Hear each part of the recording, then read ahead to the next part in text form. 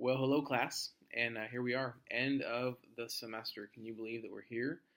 It's been a good 15 weeks of learning, and now we are in our final week. Of course, the only thing that you have left between you and the end of this class, or between you and um, the final kind of coursework in this class, is your final two assignments. Okay, so I want to spend a couple of minutes just going through that. But before I do that, let me just say that it's really been a joy, I think, I don't think, I shouldn't even say I think, it's been a joy to be with you, to learn with you, to learn from you, to, hopefully share with you some ideas and things that will benefit you in the work that you'll eventually do. Um, I think that I'm looking up here at these pictures. These are my kids. I'm sitting in my kitchen, my kids, the work that they do in school. And I think about how my wife, she teaches our kids, and they learn a tremendous amount. But even then, there's this reciprocal learning that takes place. And so, as my wife is teaching them and reading them, and these great books, and they're learning tremendous amounts as they're seeing things through their lens, through their vantage point, and they're understanding new things in new ways. Not just as they're actually in the instructional process, but when I come home and I learn things from my kids, who we're the ones that are supposed to be teaching them, and yet they teach us so often. And I think that again, the same thing relates to this class. So, or any class for that matter, as you are taught content, and someone has curated content so that you learn in specific ways about these ideas, these theories, these techniques. At the same time, you bring this really unique vantage point and perspective, and in bringing that to the table, I learn from you, and we learn from one another. And so it's just a real joy to once again, I think I'm going on, I don't know, I want to say year 6.5, to learn so much new content through your lens, through your vantage point, through your perspective as current or future marriage and family therapist. So great job this semester. A lot of learning. I just think about all the writing and the thoughts that have gone through your mind, out of your fingertips, as you type away and you process this content. It's a lot. So I have no doubt that it's been just a lot of work, and you've done a great job. So good work. Kudos to you.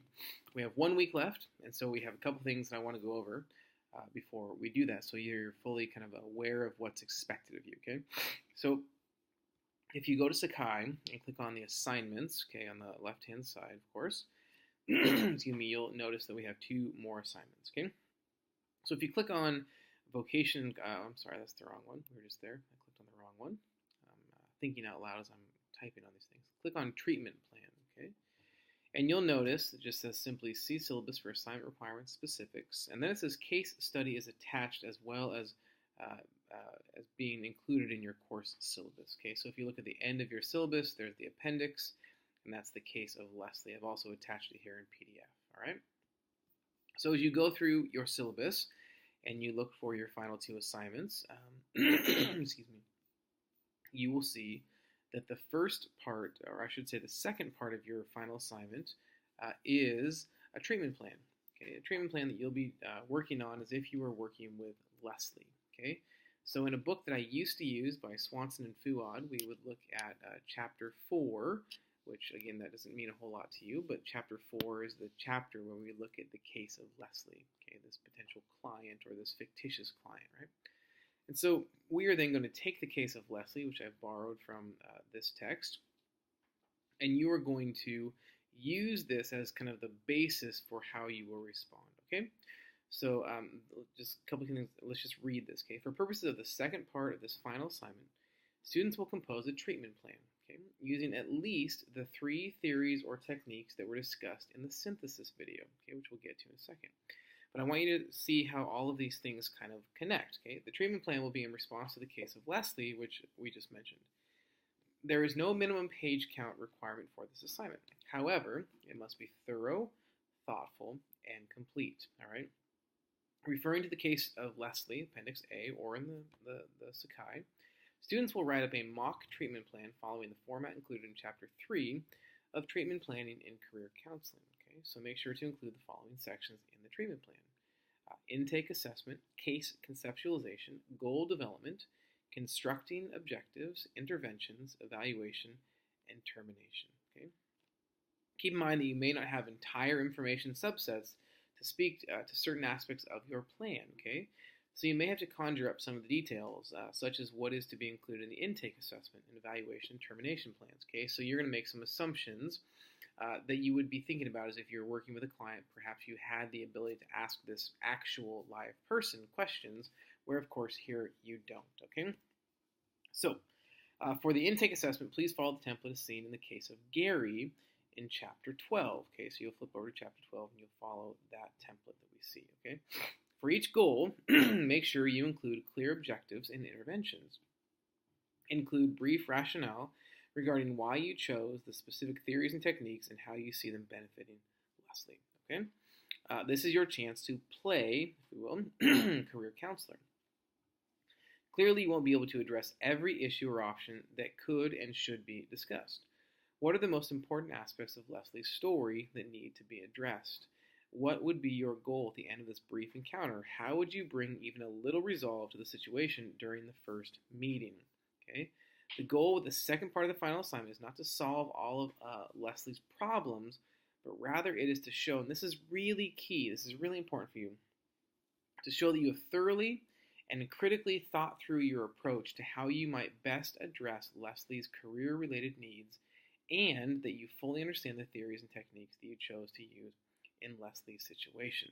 Okay, so this is, again, it's just your chance truly to play career counselor. What would you do in this intake process? Okay, this treatment plan, how would it look? What are the things that you would want to think about? How would you respond to the situation that Leslie is bringing to you? So again, as we've done these case studies throughout the whole entire semester, you have had a chance to, again, in some ways, play counselor. Well, here's a much more involved situation that we're looking at with Leslie. And you're probably going to look at it differently. So if you remember, we had you look at what are your, kind of the theories and techniques that you most connect with, you most relate with throughout the semester. Well, that was very intentional because I want you to be thinking, what would I want to kind of have my go-tos be, right? So if I were to actually do career counseling, what would be the things that I would probably regularly lean on and pay closer attention to so that I could, use them probably most often with my clients? So here, again, you will use those same things within this treatment plan, okay? Similarly to the first part, you will do a video, okay? And this is a very short video. It's 7 to 10 minutes, so you might think that that's very long. Excuse me. You will actually record it, just like I'm recording this, okay? So I'm in front of a video on my computer, and you will then upload it to YouTube, okay? So if you have questions on how to do that, let me know. But it's pretty straightforward. A lot of folks these days, you can just record it on your phone. If you have, an Apple computer, you can record it on Photo Booth. And if you do it under 15 minutes, which this is 7 to 10 minutes video, you can easily upload it to YouTube, and then you can get the share link, and then you just include that in your final assignment, okay? So students will record a 7 to 10 minute video, okay? This is including audio and visual, okay? Detailing their overall learning in the class. The video should include a brief discussion of the students' thoughts on what career development was before you started the class and their thoughts on what career development is now that the class is about to end, okay? So compare and contrast.